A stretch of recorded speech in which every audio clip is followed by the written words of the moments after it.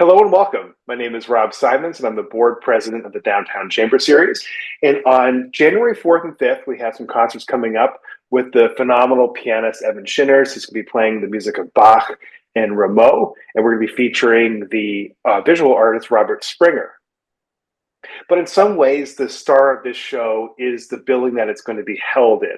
And that's the so-called Punchcard Building in downtown Phoenix by the architect W.A. Sarmiento, and also the home of Shepley Bullfinch Architects, who will be our host for this event. And so we have the perfect guest to talk about this edifice downtown, Donna Reiner. And Donna's held many positions with museums, the Phoenix Museum of History, and other organizations that spread awareness of Arizona history, including a specific project about the architect of Sarmiento himself, perhaps the most famous mid-century modern bank architect. So welcome, Donna. Thank you, Rob. I really am glad to be here. So what I want people to know about this architecture is this is my favorite building in Phoenix, probably my favorite building in all of Arizona as a mid-century. There are lots of older ones that I like too. But what I found most interesting about this particular architect and building is the original intent. The developer, a man by the name of David Murdoch, wanted to build something, it's part of his early empire, that was going to stand the test of time, and it was going to be different from any other building in Phoenix, and in this case, I would say in Arizona. So he had seen a building in Glendale, California, and he kind of liked that building. So he found out who the architect was, and the architect was W.A. Sarmiento. And Sarmiento is a very interesting man who was born in Peru. He was trained there, spent a short period of time working in the office of Oscar Niemeyer, never met him because he was at the lowly of the lowlies in that office, but eventually came to the United States, and through a car accident, really fluke event, met the leading architect at the time and the owner of the Bank Building and Equipment Corporation in St. Louis, Missouri. And it was through that meeting that he was hired and eventually became what I would say the leading mid-century modern bank architect in the country. I mean, his designs are, you can't really say that that's going to be his design because he doesn't do things the same way. So he's very innovative. And in this particular building, he had all sorts of ideas, although some of the engineers didn't think they could do it. He might have been a little too progressive. Mm-hmm. But after World War II, the banks began to build branches out in the suburbs. Now, granted, this is not the suburb, but this originally was designed to be a financial center. So it was close to downtown, but it was the new uptown. And Murdoch had two other banks. There was a savings and loan and also a bank that were in, one was in either of the rotundas, shall we say. And so that went on until we had a certain problem, financial problem, and he had a nefarious employee who embezzled. And eventually he had to sell. And so he sold this building, which had started in 1963. It was completed in 1964, was occupied. I don't know that it was fully occupied ever, but one of the earliest companies was Sperry Rand, which is where this idea that what faces the windows on the south exposure are punch cards, that's where that came from. The architect, he and I had some long chats about this. He says it was two reasons. It would provide a lot of light through a small space, so you wouldn't have all glass, which was not ecologically sound as far as that goes. And he didn't think that people should be spending all their time looking out for that view. I granted, it has a very nice view. But when the first phase, that building was only 10 stories. And the best I know, there's been no other building, not only in Phoenix, but in Arizona, that has ever had 8 stories added on to it. There have been, I know, some with 2 or 3 stories, but 8 stories, if you can imagine that. So what happens is that when Western Savings puts the second phase into a being, is they move their headquarters into this tower. So when you go into the space where the concert is going to be held, there you will hear about, you can even see on the mezzanine level, the money tunnel. It's the infamous money tunnel. What it did was connect that particular bank, which then became a Western Savings, to the headquarters, which was on the second floor. So you could go back and forth without having to go out and around. The building had seen a lot of different internal changes, but more in the tower than actually in the building that Shepley Bullfinch is in. What you're going to notice when you go in there, you'll see what might you think of as skateboard steps up to the mezzanine level. Can you hypothesize why in this post-war period, what was it about that time that created there was some synergy between the need for a really interesting space to be in and this kind of utilitarian use of having a bank to go into on a daily basis? Well, I read a quote from a banker in Beverly Hills that he says, good architecture sells. And so he felt, and that if you have a really nice looking building that's warm, it's different, it's not a kind of a mausoleum looking with very massive pillars and lots of rock and marble and that kind of stuff, that it's going to feel more friendly. And so instead of having your bankers behind closed doors, they might be open, they would be on the floor. Now we have maybe sometimes little cubicles, but again, it's kind of that open space.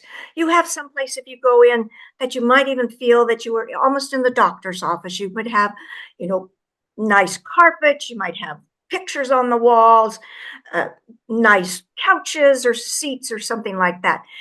It was a way to attract new business. More and more people were shopping, more and more people were spending money, etc. It's whatever we can do to get people to come in the doors.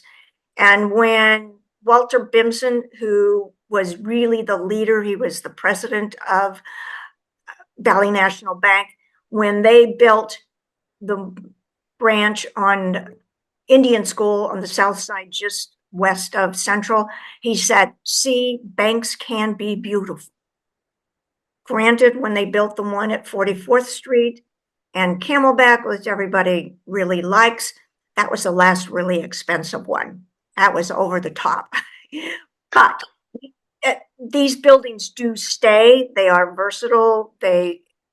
When you go into this one, you're going to see how versatile this building can be, even though originally it was a bank. They figured out how to use the vault. What do you think there might be a reason why in that period there was such an appetite for new and novel design that maybe now we're more nostalgic, backwards looking? Well, to put it bluntly, we had a lot of very young architects.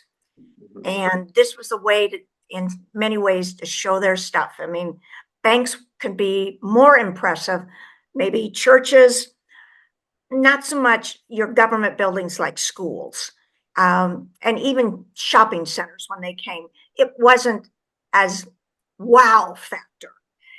And for me, wherever I go in the country, I will go by and I'm going, that looks like it used to be a bank.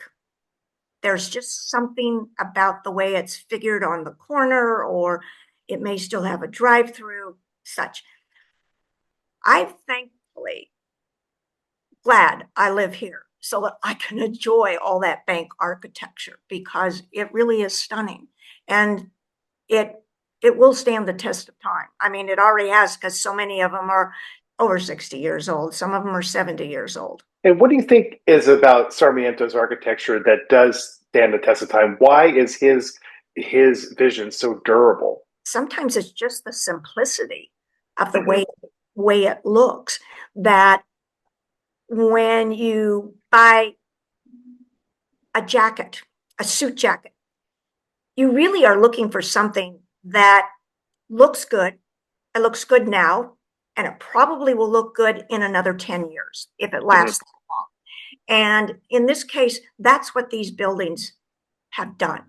They looked good then. Maybe they were really odd and standing out with the older buildings on either side of them, but they have remained, and many of those older buildings no longer are there because whether we got tired of them or they were too small, many of these other buildings are just, they are very flexible.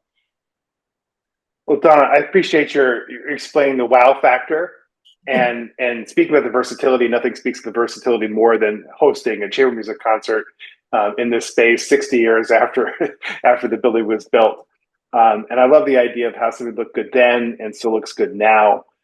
This building is really one of a kind, and we're lucky to have it in the city. Obviously, we're lucky to perform in it. Donna, before we wrap up, I'd love for you to talk a little bit about your own relationship with Downtown Chamber Series. You've been the longest serving volunteer, and I know you're a longtime donor. What is about DCS that fits into the fabric of the arts and culture of downtown Phoenix? I'm glad you asked that question in that way, because one of the things when I talk about why I go to DCS and how I got started is that it's not your plain old vanilla chamber group. It's not just a string quartet. It's not just a woodwind quintet or just a pianist. Initially when it starts, we've got art around, and that's really great because it gives you something to look about. Sometimes I like to close my eyes and just hear when I'm at other concerts, but with this, I'm looking at the art. But the things I've liked the most about it, having a couple of degrees in music and specializing in music history, is that there's always going to be somebody composer on there that I've never heard of. And if I've heard of them, I haven't heard that piece.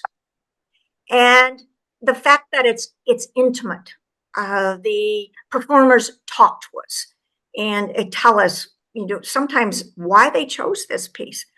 But the unusual instrumentation, one of the things that I fondly remember was when they did a John Cage that used a cactus needle to play on a phonograph, a record. And then the other one that was an ode to Benny Goodman, and so it was clarinet and string bass. Plus, I get into places that I might not have ever been in before. So it's always a new experience. And I've gotten to know a lot of people, see them. I'm going, are you going this week? It's going to be a really good concert. I saw it last night. You really should go.